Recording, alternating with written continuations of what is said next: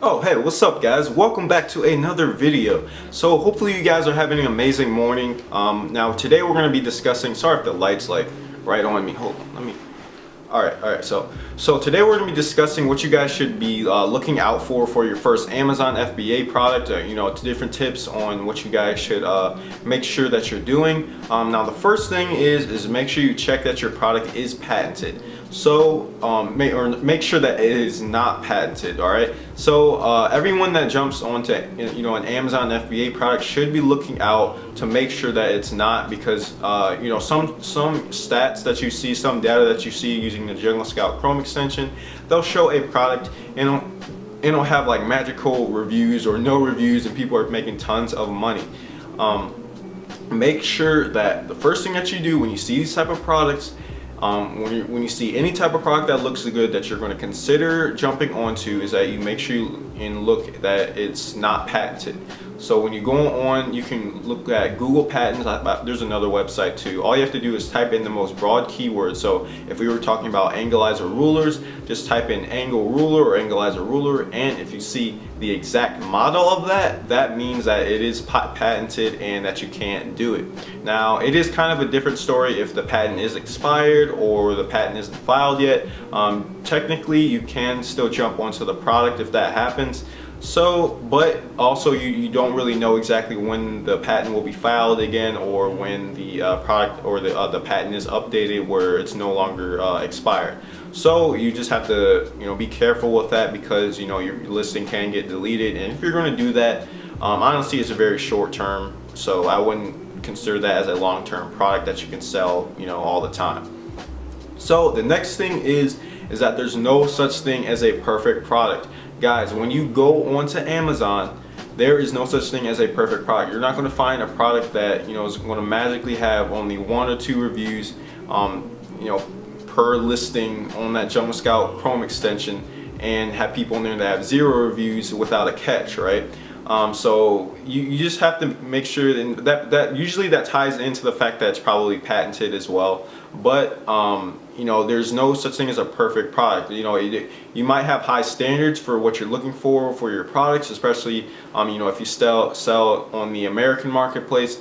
But just know that it is okay if you have 100 or people on the first page that have hundreds of reviews, as long as it's not everybody, right? Like for my product that I'm jumping on, I think somebody has like 300 or 400 reviews, and he's at the top. There's like 3 big dogs on the first page, but everybody under him has like anywhere from 20 to 50 reviews, and they're very low, and they're still selling really well, and some of them are even selling better than the top dogs on the page.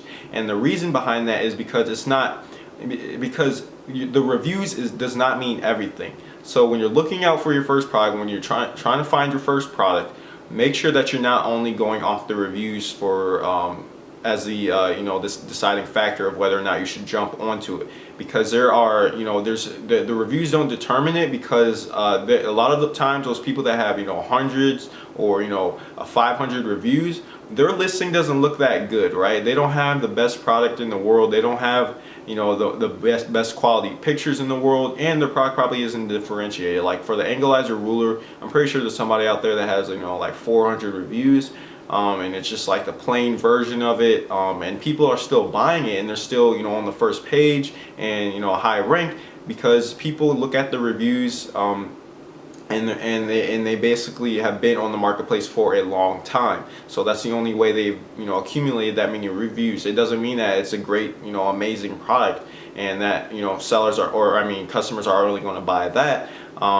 And you just have to keep that in mind, guys, because the customers want to differentiate products. They want products that don't look like everybody else, and products that are going to give them more value as compared to people like those top dogs on the first page.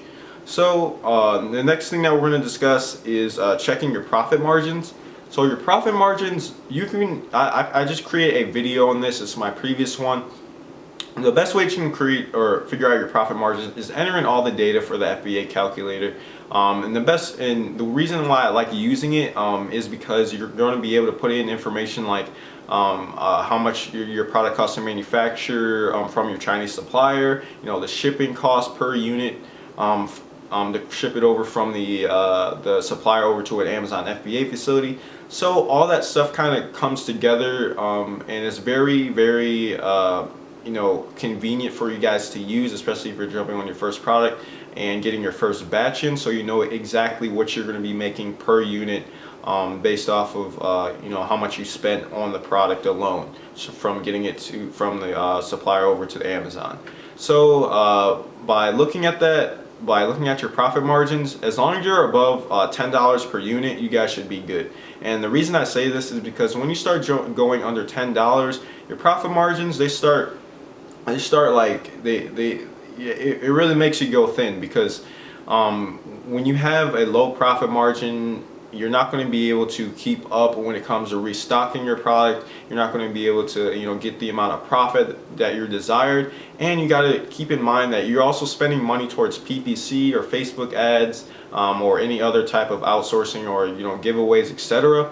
And basically you're going to be your money's going to be running dry if you have a profit below that. And you got to remember that if you don't have enough high enough profit margin, and you don't leave enough room, and you have something like below $10, maybe like $6 or $5 for your profit margins, your product can eventually, now this doesn't happen a lot, but if your profit margins are low enough or your product price is low enough, Amazon will start considering it as a add-on item, not an actual unit or a product. So you just have to keep that in mind, and that obviously that we don't want that. We don't want our product to be just considered an add-on. We want it to be an individual product just like everyone else's. So keep that in mind.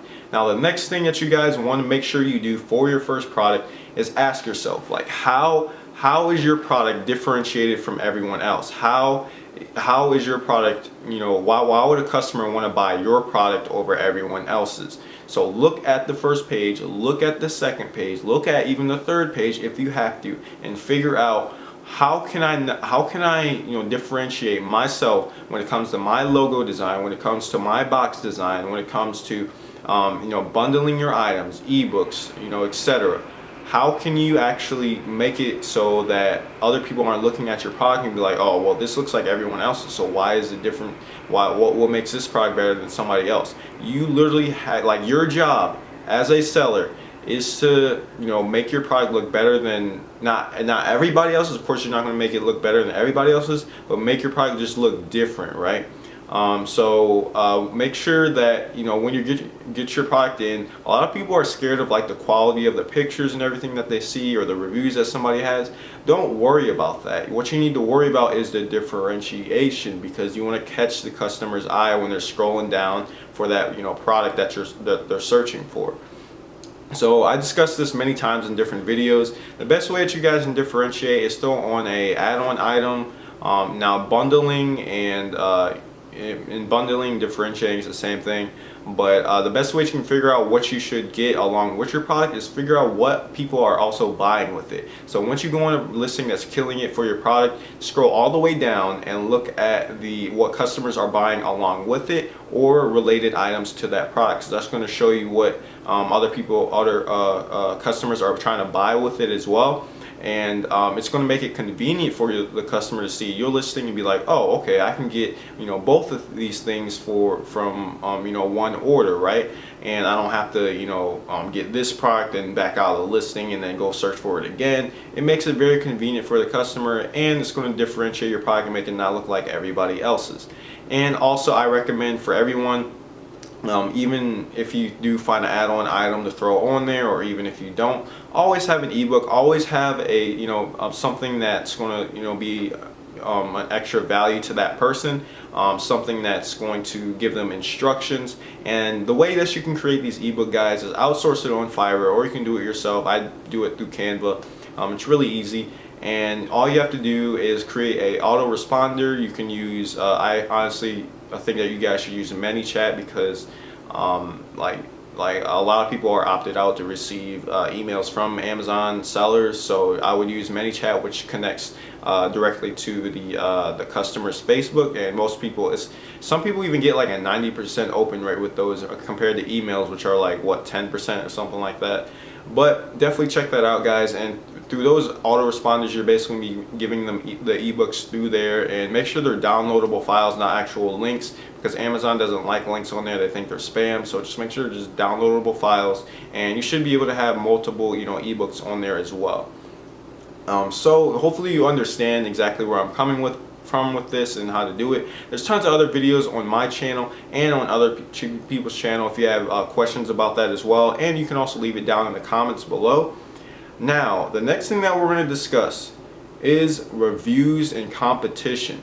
So the reviews, like I said, do not be scared about that, because if there's competition on the marketplace, that's going to be telling us that there is demand. Competition is both a good and bad thing, and it's a good thing because it's going to show you that there is a good amount of demand on the marketplace. So that's going to tell you that, oh, there's enough sales each month, there's a popular demand. And the way that you guys can figure that out, like for your first product, the best way to figure that out is go on and make sure you have this Chrome extension.